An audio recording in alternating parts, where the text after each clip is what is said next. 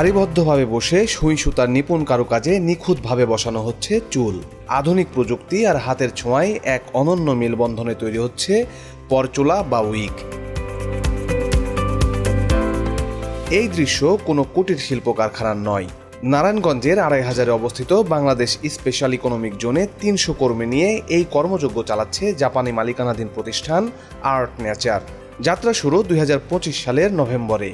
কারখানায় তৈরি উইগ নিয়মিতই রপ্তানি হচ্ছে জাপান ও সিঙ্গাপুরের মতো উন্নত দেশে। জাপান, সিঙ্গাপুর এবং ফিউচারে আমরা ট্রাই করতেছি ইউরোপ এবং আমেরিকার মার্কেটটা কভার করার জন্য। প্রতিটা প্রোডাক্ট হচ্ছে স্পেসিফিক ডিজাইন, মিনিং আমাদের হচ্ছে জাপান বা অন্য দেশে কিছু শপ আছে লাইক দ্যাট বাংলাদেশে বিউটি পার্লারের মতো।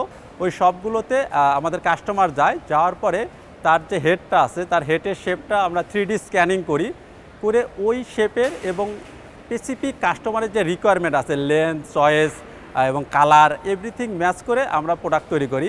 আপনি বলতে পারেন আমাদের এক একটা প্রোডাক্ট এক একটা ডিফারেন্ট। সো আমাদের কোনো রেডিমেড প্রোডাক্ট নেই। আর্ট নেচারে কর্মরতদের বড় অংশই নারী। তাদের হাতে তৈরি এই পণ্যই বিশ্ববাজারে উজ্জ্বল করছে দেশের নাম।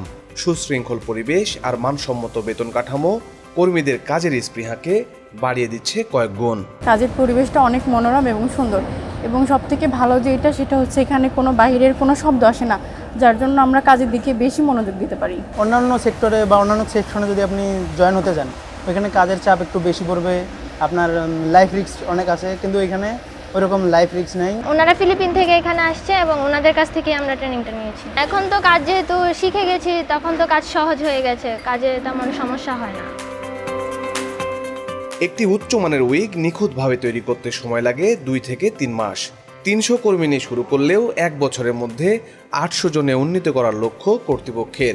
সংশ্লিষ্টরা বলছেন, বিশ্বজুড়ে পরচুলার বাজার যে হারে বড় হচ্ছে, সেখানে অন্যান্য দেশের সঙ্গে পাল্লা দিয়ে রাজত্ব করার বিশাল সুযোগ আছে বাংলাদেশের সামনে। 2024-এ গ্লোবাল উইগ মার্কেট ছিল $7.5 বিলিয়ন। সো এটা ইকোনমিস্টরা ফরকাস্ট করতেছে 2034-এ গিয়ে এটা $12.5 বিলিয়ন তে একটা মার্কেট ক্রিয়েট হবে। So market is very big.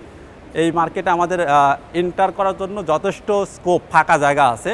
যে প্রোডাকশনগুলো এখন উন্নত কান্ট্রিতে হচ্ছে, সেখানে চাইতে আমাদের বাংলাদেশে কস্ট ইফেক্টিভলি প্রোডাকশন করা সম্ভব। গ্রামীণ নারীদের অর্থনৈতিকভাবে স্বাবলম্বী করতে দেশের বিভিন্ন প্রান্তে বিশেষ শপ বা কাজের কেন্দ্র গড়ে তুলেছে আর্ট নেচার। ঘরের কাজের পাশাপাশি পরচুলা তৈরির মাধ্যমে বাড়তি আয়ের সুযোগ পাচ্ছেন নারীরা।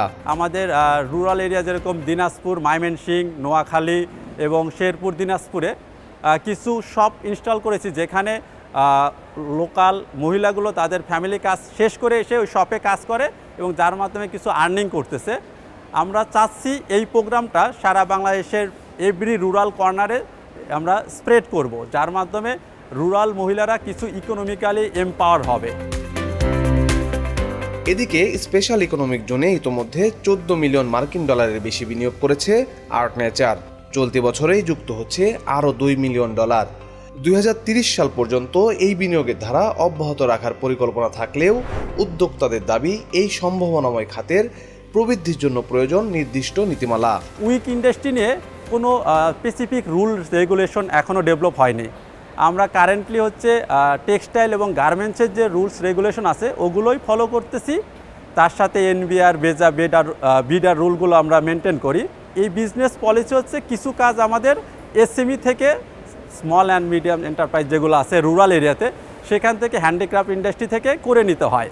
তো এটা করতে গেলে যেটা সমস্যা আমাদের, নর্মালি ইকোনমিক জোনের ফ্যাক্টরিগুলো হয় হচ্ছে আমাদের বন্ড লাইসেন্স, বাট আমাদের যে বাংলাদেশে এসএমইগুলো আছে ওদের বন্ড লাইসেন্স নেই। সো তাদের সাথে আমাদের ট্রানজ্যাকশন এবং তাদেরকে এখান থেকে র ম্যাটেরিয়াল পাঠানো এবং তাদের থেকে সেমি ফিনিশ গুডটা রিসিভ করতে গেলে কিছু রেগুলেশন আমাদের প্রবলেম হয়। রপ্তানি বাণিজ্যে নতুন দিগন্ত উন্মোচন করে বাংলাদেশ এখন ফ্যাশন দুনিয়ায় সরবরাহ করছে এই শিল্পকর্ম। সরকারি পৃষ্ঠপোষকতা পেলে অচিরেই তৈরি পোশাক খাতের মতো অর্থনীতির অন্যতম চালিকা শক্তি হয়ে উঠবে পরচুলা শিল্প।